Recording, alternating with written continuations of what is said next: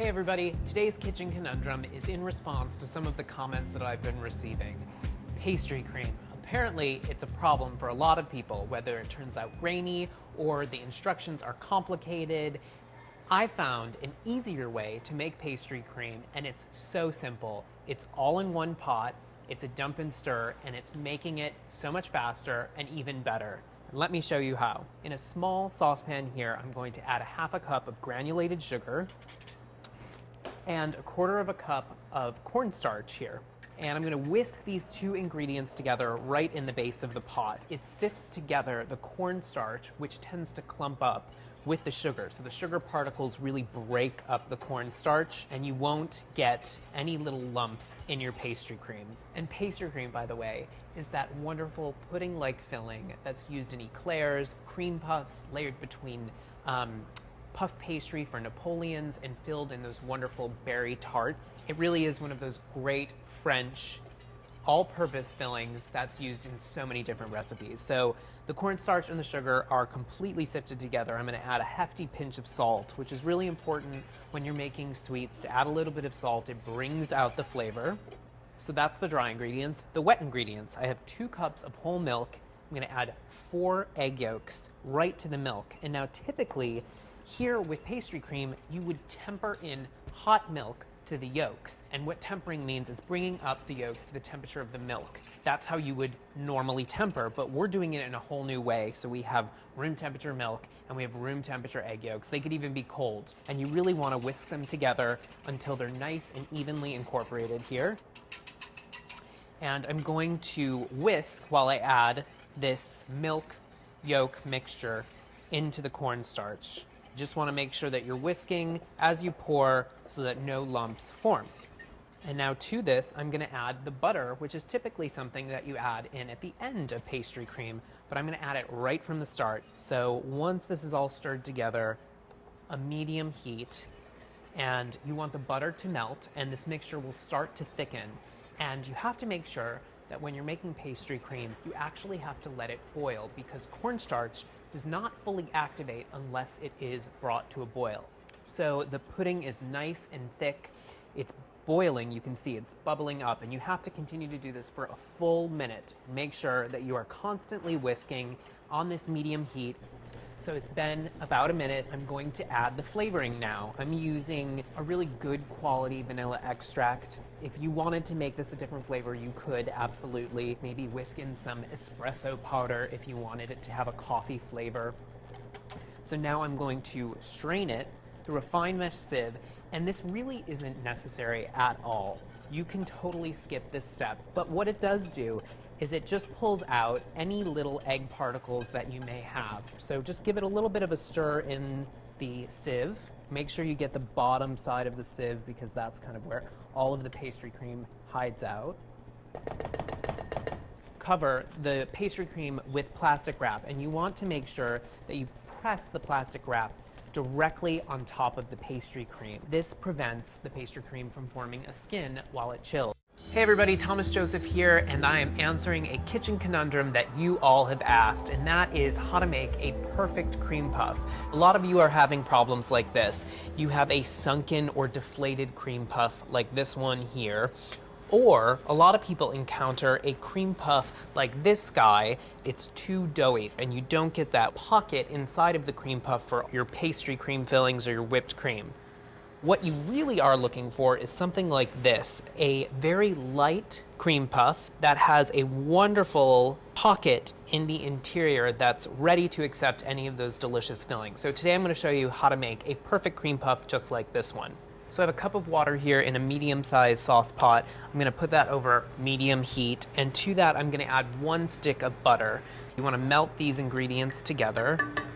This is the traditional method of making pâte à choux, which is the paste or dough for a cream puff. I'm going to add a half a teaspoon of coarse salt and 1 teaspoon of granulated sugar. So the water-butter mixture is up to a boil now. I'm going to add 1 cup of all-purpose flour right into the pot. And you're going to take your wooden spoon and mix this all together.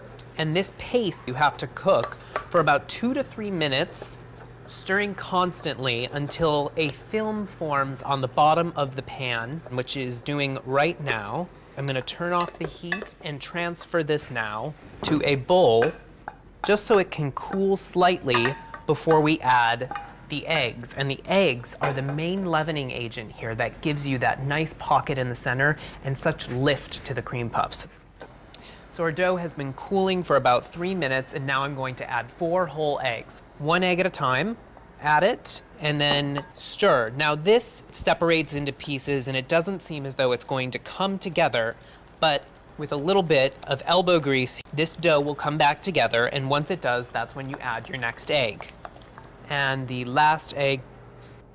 So the dough should be sticky, not slick, and it should be stiff enough to hold a peak when you remove a spoon or if you touch it with your finger. So it is holding a stiff peak here. And so now I'm gonna transfer this to a pastry bag fitted with a 5/8 inch tip. Now pâte à choux is such a great dough in that you can make so many different things with it. Not only can you make cream puffs, but you can make eclairs, you can make a croquembouche with all of your cream puffs that you create. And now for the piping. Now one trick, and we do this often when we're making things that are sticky like meringue or cream puff dough like this, take a little bit of dough and just put it in the corners of your pan, and take a piece of parchment and just stick it right to the pan. And what this does is it helps keep the parchment on the bottom of the pan, so when you're piping the sticky filling out, the parchment paper doesn't lift with you. And I'm going to pipe them out into 1.5 inch circles. So press down. Once you get to the size you need, swirl the tip. This is what you don't want to do. You don't want to pull straight up because you're going to end up with a point like this. So pipe and then spin the tip so that you don't have such a pointed top. I'm going to separate these by a couple of inches. This recipe makes about 28 cream puffs. What you can do if you get any of these tips is just wet your fingertip and gently press down, because if you do not, they will end up burning in the oven. And now, to give that wonderful golden crust like we have here, you need to brush the tops with a little bit of egg wash. And that will give you a nice golden shine. Make sure your oven is preheated to 375 degrees, and these cream puffs will bake for about 25 to 30 minutes. Do not open your oven while these are baking, because that will encourage them to collapse. So our cream puffs are out of the oven, they've cooled completely. To fill the cream puffs, flip them over, and I like to use a small paring knife like this and just make a little X in the bottom. And I have some pastry cream in this bag here, and I'm using a very small tip. This is about a 1/4 inch tip, whatever the smallest tip you have.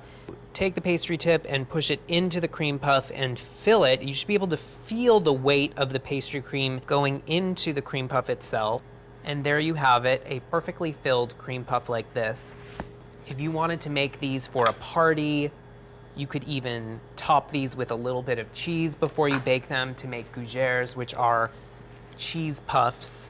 But you have to remember those 4 tips in making pâte à choux like this, and that is, when you're cooking the dough, make sure that you cook it long enough so that a film forms on the bottom of the pan, and incorporate each egg before adding the next one. Bake them at a high temperature, like 375 degrees. And of course, you have to bake them long enough, so don't pull them out of the oven too soon. So there you have it, Cream Puff 101. With these tricks and tips, you're sure to have success in the kitchen, and your kitchen conundrum is now solved. Enjoy.